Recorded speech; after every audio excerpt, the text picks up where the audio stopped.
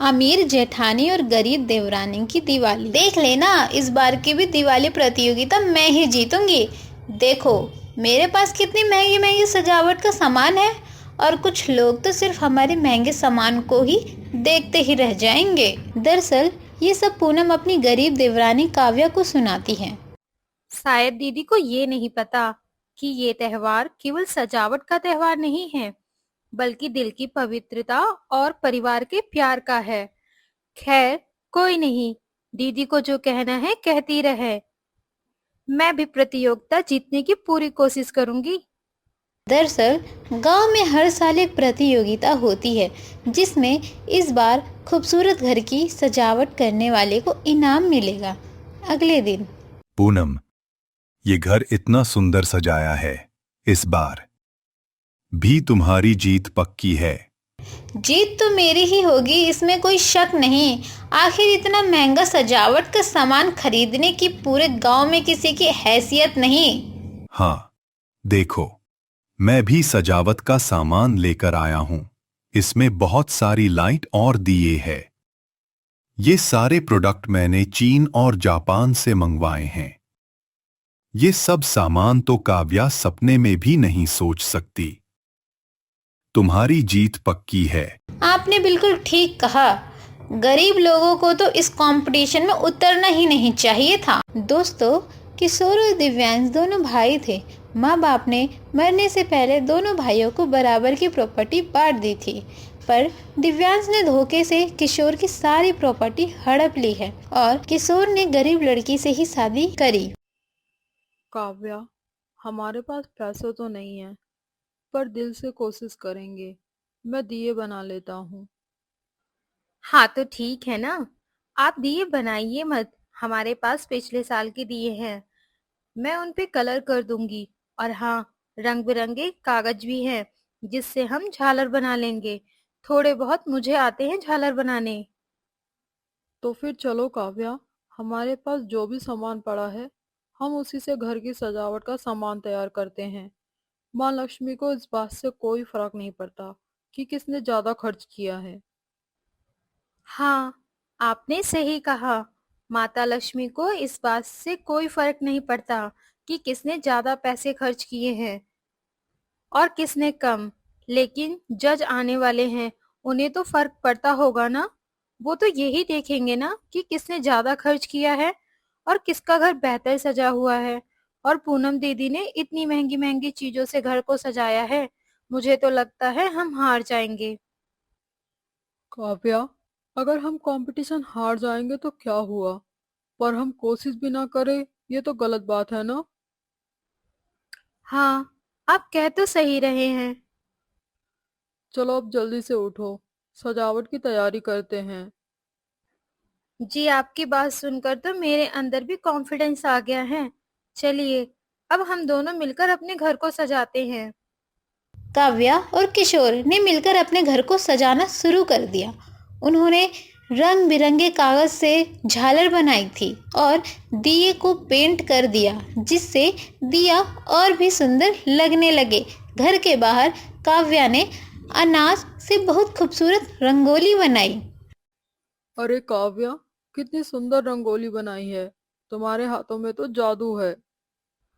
हाँ जी, लेकिन आपने भी तो मेरी मदद की है इसमें। अरे, काव्या का घर तो बहुत सुंदर लग रहा है। और देखो, दिए कितने सुंदर सजाए हैं।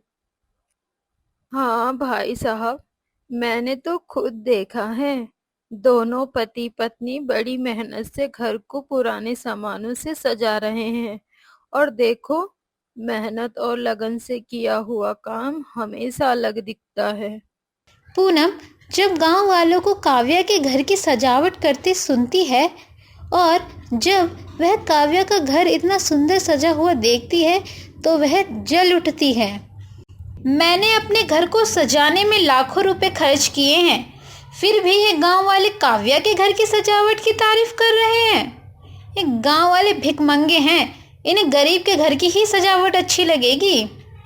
इतना कहकर पूनम अपने घर के अंदर चली जाती है। इधर काव्या।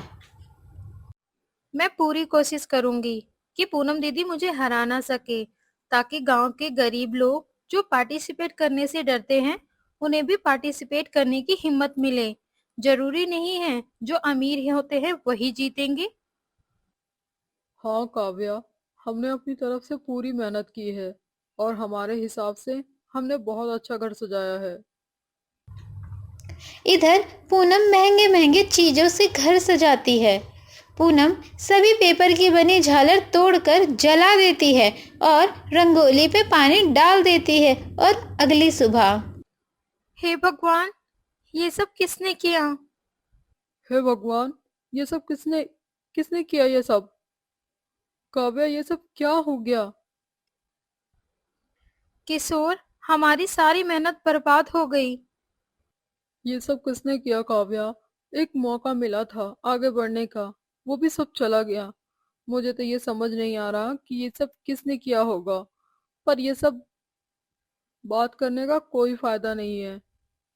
जज आज ही रात को चेक करेंगे। अभी भी हमारे पास 9 घंटे हैं। हम फिर से मेहनत करेंगे और इस कंपटीशन में पार्टिसिपेट जरूर करेंगे। आपने बिल्कुल सही कहा और मैं अच्छे से जानती हूँ कि ये सब किसने किया होगा, पर उस बारे में मैं भी अभी बात नहीं करना चाहती। जिसको जो करना है करे, पर मैं हार मानने वाली नहीं हूँ। किशोर और काव्या ने एक बार फिर से मेहनत की। उन्होंने दोबारा दिए को कलर करके लगाए, झालर बनाई और फिर काव्या ने दोबारा रंगोली बनाई। अरे, कल तो तुम्हारा घर इतना सुंदर लग रहा था, फिर तुम दोनों दोबारा घर को क्यों सजा रहे हो? हाँ, पर शायद रात को कोई जानवर आया होगा जिसने सभी झालर फाड़ दिए। कुछ भी कहो, पर तुम्हारा घर अब और भी सुंदर लग रहा है। हाँ बेटा, और ये रंगोली पहले से भी खूबसूरत है, बस झालर कम है। और बेटा, तुमने इतनी मेहनत की है। मेरे घर पर यहाँ पेपर पड़े हैं, अगर तुम्हें चाहिए तो मैं और दे दूंगी। अब पड़ोसी भी काव्या को पेपर देते हैं, जिससे वे दोनों झालर तैयार कर लेते हैं और पूरा घर जगमगा जाता है। रात हो जाती है, जज आते हैं। पहले जज पूनम के घर की सजावट देखते हैं। सजावट तो बहुत बढ़िया है, लेकिन लगता है सब कुछ खरीद के ही लगाया गया है। तभी वे काव्या के घर की सजावट देखते हैं। वाह, इस सादगी में जो सुंदरता है वो हमने कहीं नहीं देखी। हमने यही तो चाहा था। हमने ये कंपटीशन इसलिए रखा था जिसे हमने नेचुरल कलाकार मिल सके। आप दोनों ने ही बहुत सुंदर घर को सजाया है। आप दोनों को 1 लाख रुपए का नगद इनाम और हमारी डेकोरेशन कंपनी में काम करने का सुनहरा मौका दिया जाता है। सभी गांव वाले खुशी से ताली बजाने लगते हैं कि तभी रुको काव्या, मुझे माफ कर देना। मैंने ही तुम्हारे घर की सजावट बिगाड़ी थी, लेकिन मुझे आज समझ आ गया है मेहनत और ईमानदारी से हम कुछ भी जीत सकते हैं। सब ये सुनकर हैरान हो गए। दीदी, आपने अपनी गलती मानी, ये ही बहुत बड़ी बात है। और हम सब एक ही तो हैं।